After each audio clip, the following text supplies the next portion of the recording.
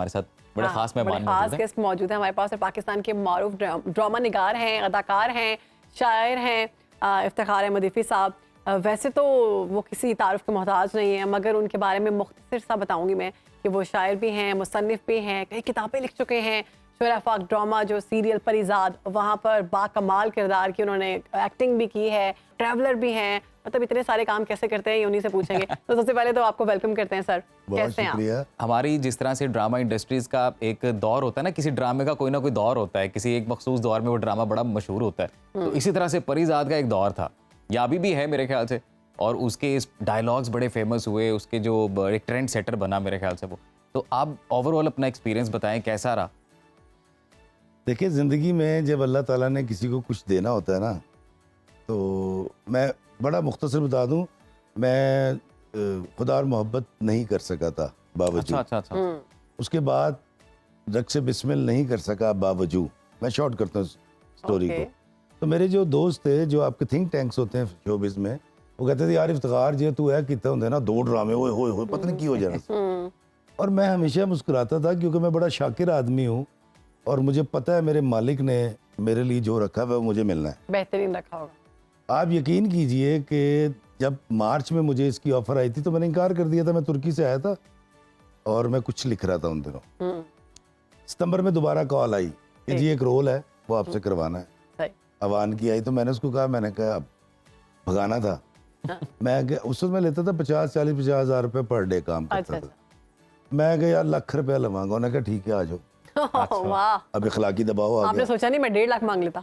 नहीं ये भी काफी था एक मेरे ऐसे एक्टर के लिए। लाख रुपए पर डे बहुत होता है। बहुत बड़े एक्टर हैं। अब जब मैं वहाँ गया और वो रिकॉर्डिंग की तो रात को अम्मी ने, मैंने इस्लामाबाद से लाहौर फ़ोन किया तो मैंने करी कौन सा ड्रामा करने गया। मैं कहा अम्मा वो कोई परिजाद है, कोई चल रहा है।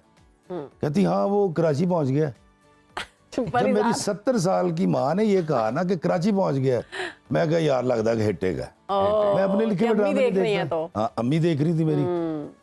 वो फिर अल्लाह ताला ने जो इज्जत दी। मैं सिर्फ इसको इतना कहूँगा कि सच्ची मुच्ची हैरत गुम कर देने वाली शोहरत मेरे पास है, मुझे बताइए। अच्छा, आप लिखते बहुत अच्छा हैं, तो इसकी मतलब आप लिखते भी हैं, फिर आप एक्टिंग भी इतनी अच्छी कर लेते हैं और आप ट्रैवलर भी हैं, ये सारा कुछ कैसे मैनेज करते हैं? बड़ा शॉर्ट सा करके आपको बताता हूँ। मैं आया था एक्टिंग करने। मैंने गोयते इंस्टीट्यूट से 2 साल का डिप्लोमा 94 में किया। मैं ट्रेंड एक्टर हूँ। मैंने 3 साल पढ़ाया। ठीक। नॉर्वेजियन एकेडमी है, एक बहुत बड़ा राइटर है वहाँ का, इब्सन। इब्सन एकेडमी और PNCA की तरफ से शाकिर अली म्यूजियम लाहौर में पढ़ाया भी। मैं गरीब आदमी था, मैं मशहूर होने का शौक था, खुदनुमाई का। वो इशफाक साहब मिल गए, आजम खुर्शीद साहब मिल गए और डॉक्टर सजाद साहब मिल गए। उन्होंने कहा लिखा कर। हमारे घर में लाइब्रेरी थी, पढ़ता रहता था मैं। आज भी कुछ मिल जाए पढ़ना शुरू कर देता हूँ। तो पता ये चला जब पढ़ता लगाया कि भाई अगर लिखने की तरफ आ जाओगे और बिकने लग गए तो गुर्बत दूर हो जाएगी, पैसे आएंगे। एक्टिंग के अंदर कख नहीं लबना। 10 साल हो गए थे, छोटे छोटे रोल मिलते थे। आप PTV के पुराने ड्रामे देखे ना तो कहीं मैं आपको नारे लगाता नजर आऊंगा, कहीं मैं आपको चौक में जो माइम कर रहे होते ना, सही मुझे कहते ओए इफ्तिखार आवाज नहीं आनी चाहिए। अच्छा जी। फिर आप बताते हो उसको मैं टीवी पे आऊंगा। हाँ। और वो कहते थे तू तो आया ही कोई नहीं, वो तो पीछे खलोता था। तो वो फिर मैंने क्योंकि गुर्बत से लड़ना था, जिम्मेदारियां थी, तो मैंने कहा लिखना शुरू करते हैं। तो पहला ड्रामा PTV पे एक 25 मिनट का मेरा चला था, नज़म से लिपटी कहानी में। काशिफ निसार डायरेक्टर थे, वसी शाह प्रोड्यूसर थे और आजम खुर्शीद साहब की नज़म थी हक। ना हक मैंने कान पड़ी आवाज़ सहारे उम्र गवा दी, उसकी कहानी बनाई। वाह। उस पे जब पहली बार 5 या 4 हज़ार रुपए मिले तो मैं पागल हो गया। मैं कहा वो पहला दिन है। 2007 की बात है या 8 की। उसके बाद फिर मैं लिखने की तरफ। और आपने आपकी एक नज़म जो बड़ी मशहूर हुई थी, मैं लोगों से मोहब्बत में अनाज छोड़ देता हूँ, ये सुनना चाहेंगे हम आपसे।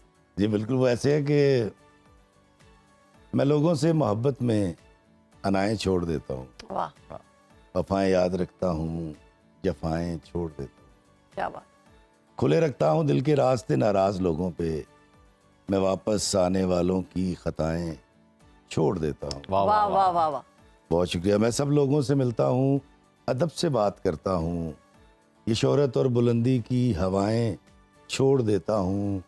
और शेर देखिएगा कि तकब्बुर शोर करता है, करो तजलील लोगों की, हाय। हो। तकब्बुर शोर करता है, करो तजलील लोगों की, मैं अपने नफ्स की सारी सदाएं छोड़ देता हूँ। वाह वाह। मैं अपने नफ्स की सारी सदाएं सदाएं छोड़ देता हूँ। और आखिरी शेर है कि कोई दिल को दुखाए मुस्कुरा के बात करता हूँ। वाह वाह वाह।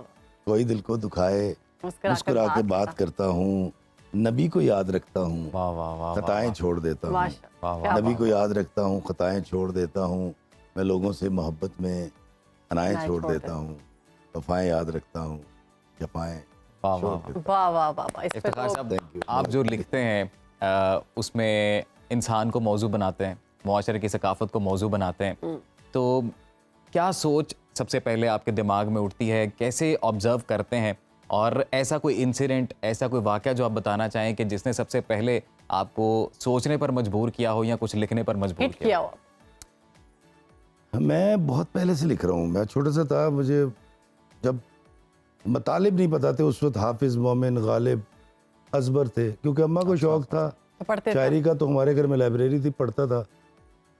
मुझे नहीं पता मैंने लिखना शुरू किया। आपको गुट्टी में मिली है ये चीज़? हाँ, आप कह सकती हैं। आप ये देखें कि मैं जब छोटा था, मेरी फुप्पो, हमारे रिश्तेदार मुख्तलिफ पाकिस्तान के शहरों में रहते थे, तो एक किताब कॉपी मिलती थी इतनी सी, 5 पैसे की कि 4 पैसे की जी।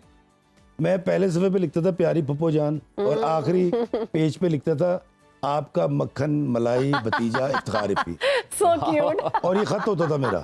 Sweet। लेकिन सब बच्चे लिखते थे। हाँ, जब बड़ा हुआ तो माँ बाप, यकीनन आपके अंदर जो अच्छाइयाँ हैं सारी, इसकी ये पनीरी आपके माँ बाप ने बोई है। ऐसा ही। बिल्कुल। उसके बाद कोई उस्ताद मिलता है, मुझे इशफाक साहब मिल गए, मुझे आजम खुर्शीद साहब मिल गए, यावर रियाज साहब मिल गए, डॉक्टर सियाज साहब जैसे लोग मिल गए, तो अब वो उन्होंने हाँ किस तरफ ले आए। तो एक चीज़ बड़ी अच्छी तरह घर से ही पता लग गई थी। देखें, जो गरीब होते हैं ना, उसकी इज़्ज़त नफ्स सबसे ज़्यादा मजरूह की जाती है।